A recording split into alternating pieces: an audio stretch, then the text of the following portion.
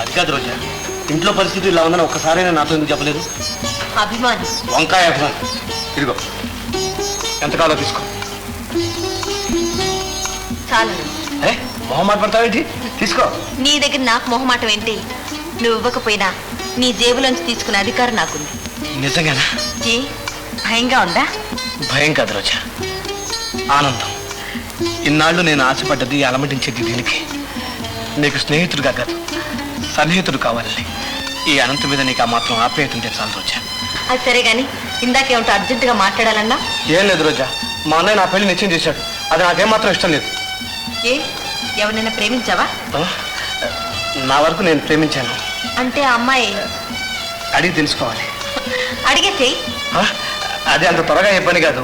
అందుకని ఇప్పుడు ఈ పెళ్లి అలాగే ఆపు చేయాలి. ఏముంది, ఈ పెళ్లి నాకు ఇష్టం లేదని మీ అన్నయ్యతో చెప్పేసి. అమ్మో, వాడితోనా? వాడు ఒక ఎముడే. వాడితో చెప్పగలిగితే నీ సాయం కోసం ఎందుకు వస్తాను? రోజా, నువ్వే ఎలాగైనా ఆపద నుంచి తప్పించాలి. ఓయస్, నీకేం పర్వాలేదు, నేను తప్పిస్తాను. కానీ ఎలా? అదంతా నేను ఆలోచించాక. ఇగో ఉత్తరం. ఒకటి, నేను నిన్ను ప్రేమిస్తున్నట్టు నీకు రాసింది. రెండోది, నువ్వు నన్ను ప్రేమిస్తున్నట్టు పెళ్లి కూతురు తండ్రికి రాసింది. ఈ 2 ఉత్తరాలు చేరాయంటే ఆ పొండ్రేకాచే గింగిరా తిరిగిపోతాడు. పెళ్లి టపిమని ఆగిపోతుంది. నిజమే అనంత్, నీ పెళ్లి ఆగిపోతుంది. కానీ ఇదంతా ఎదురు తిరిగి నా మీదకి వస్తే? చూసావా, ఆదుకుంటానన్నావు, నా కోసం ఏమైనా చేస్తానన్నావు. సమయం వచ్చేటప్పుడు జారుకుంటున్నావు. అది కాదనంత్, ఆడదాన్ని కదా, ఒక్క క్షణం ఆలోచించాను. నీ ఇష్టం. ఇలాంటి ఉత్తరమే రాసి పుండ్రీకాక్షి గారికి పోస్ట్ చేయాలి, అంతేగా? అంతే. Okay, thank you very much. Thank you. తాగమ్మా. ఏమిటది? హార్లిక్స్. ఇవన్నీ తీసుకురావడానికి నీ డబ్బు ఎక్కడిది? అనంత్ దగ్గర తీసుకున్నానమ్మా. ఎవరా అనంత్? నీకెందుకు డబ్బిచ్చాడు? అతనికి నీకు సంబంధం ఏమిటి? అమ్మా, అనంత్ మన చందు లాంటి వాడమ్మా. నాకు తమ్ముడితో సమానం. లేకుంటే పరాయి మగవాళ్ళ దగ్గర నేను మాత్రం డబ్బు తీసుకుంటానా? అమ్మా, నువ్వు కూడా నన్ను అనుమానిస్తున్నావా? లేదమ్మా, లేదు. మగవాడి మంచితనం ఆడదాన్ని వంచడానికే పనికొస్తుందని నా అనుభవం చెప్పింది తల్లి. జాగ్రత్త. అలాగేనమ్మా, తీసుకో. మీరేం భయపడాల్సిన అవసరం లేదు. ఈ కేసు మనం తప్పకుండా గెలుస్తాం. ఓ పుండ్రీకాక్షి గారా, రండి దయచేయండి. చాలేవయ్యా మర్యాద. చదువు సంస్కారం గలవాడివి, పైగా పెద్ద లాయర్వి, ఇలా మోసం చేస్తావా? ఏంటండి మీరు అనేది? నీ తమ్ముడు ఎవరినో ప్రేమిస్తే ఆ విషయం దాచిపెట్టి నా బిడ్డ గొంతుకోయాలని చూస్తావు. ప్రేమ? చూడవయ్యా ఈ ఉత్తరాలు. ఆ సరోజ ఎవరో మంచిది కాబట్టి ఉన్నట్టు రాసింది. నీ మాట నమ్మి తీరా ఈ పెళ్లి చేస్తే మా పరువు ప్రతిష్టలు ఏమయ్యేవి, నా బిడ్డ జీవితం ఏమయ్యేది? పుండ్రీకాక్షి గారు, నా మాట వినండి. విన్నది చాలు. ఇక నువ్వు చెప్పను వద్దు, నేను వినను వద్దు. నీకు నీ సంబంధానికి ఓ నమస్కారం. పుండ్రీకాక్షి గారు. అనంత్! ఏమిటన్నయ్య? ఏమిట్రా, ఏమిటి ఉత్తరాలు? ఉత్తరాలా? అవును, చూడు. ఎవరి సరోజ? సరోజ నా స్నేహితురాలు. ఎప్పటి నుంచి స్నేహం? చాలా కాలం నుంచి. ఆహా, 10 మందిలో నా పరువు తీయపోతే నేను ఒక అమ్మాయిని ప్రేమించాను, నాకు ఈ పెళ్లి ఇష్టం లేదని ముందే చెప్పొచ్చుగా. నువ్వు వింటావన్న నమ్మకం నాకు లేదు. విని తీరే వరకు నచ్చపోవచ్చు కదా. నీకంత తీరుబడి లేదు, నాకు చెప్పేటంత ధైర్యం లేదు. సరే, ఇంతకు ఆ అమ్మాయి ఎంతవరకు చదువుకుంది? ప్రపంచాన్ని అర్థం చేసుకునేంత వరకు. తల్లిదండ్రులు ఎవరు? తెలీదు. ఎక్కడుంటారు? చెప్పను. చెప్పను. ఎందుకని? నువ్వు నా మీద ఏమైనా చెప్పి ఆ అమ్మాయి మనసు విరిచేస్తావు.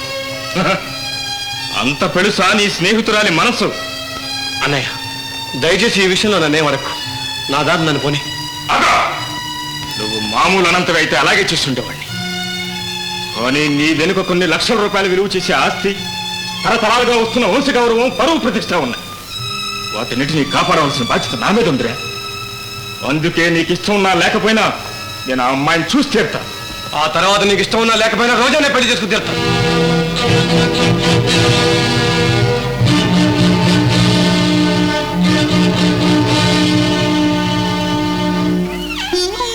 అన్నయ్య, నీ మనసు కష్టపడితే క్షమించరా. రోజా అంటే నాకు చాలా ఇష్టం. ఈ ప్రపంచంలో నా క్షేమాన్ని కోరేది నీ తర్వాత రోజే.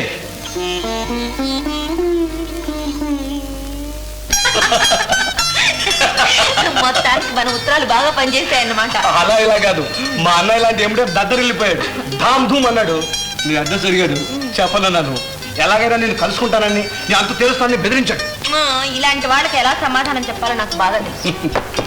అనంత్, ఒకసారి ఇలా వస్తావు?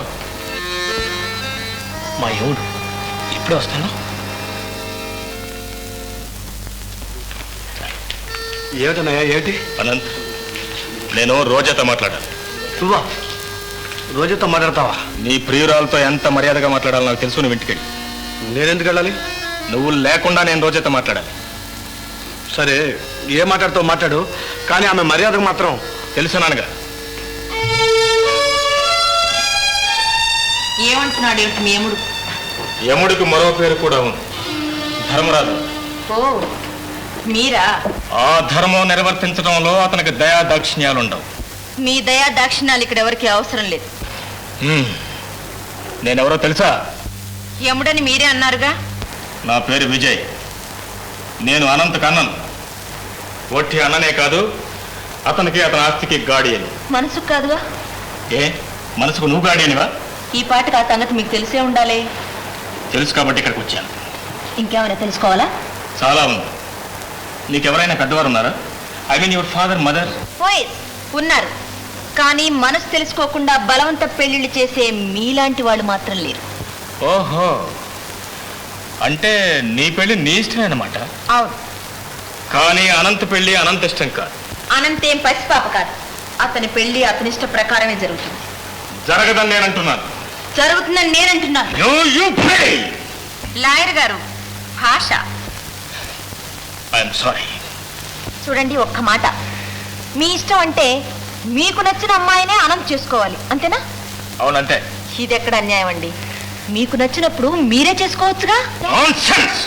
అదే నేను అంటున్నాను. రోజా, ఎస్ ప్లీజ్. ఆల్రైట్. అనంతరం వదిలేయడానికి నీకు ఎంత డబ్బు కావాలి? మీరిచ్చేది కూడా అనంత డబ్బేగా. ఇది అంత మాత్రానికే రేకులు రాలే రోజా కాదండి. నేను పట్టిన కేసును అంతంత మాత్రంగా వదిలే లాయర్ని కాదు. Very good.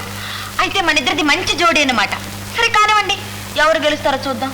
సరే, ఒక్కటి మాత్రం గుర్తుంచుకో, యముడికి దయాదాక్షిణ్యాలు లేవు. ఎంతటి ప్రేమికులనైనా విడదీస్తా. మీరు గుర్తుంచుకోండి, మమ్మల్ని ఆ దేవుడు కూడా విడదీయలేడు. Alright, I'll see. లాయర్ గారు, విష్ యూ గుడ్ లక్.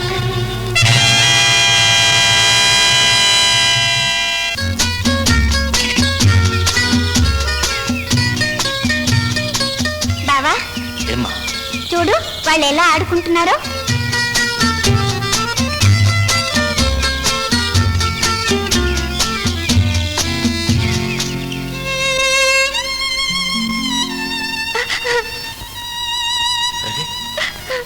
ఏమిటమ్మా, ఎందుకు ఏడుస్తున్నావు? బావా, నాకు కూడా ఆడుకోవాలండి, కానీ కాళ్ళు లేవు. ఏడవకూడదమ్మా. నీ కాళ్ళు లేకపోతే మాత్రమేమ్మా. అందమైన కళ్ళు ఉన్నాయి, కోటేరు లాంటి ముక్కు ఉంది, అన్నిటికీ మించి మంచి మనసుంది.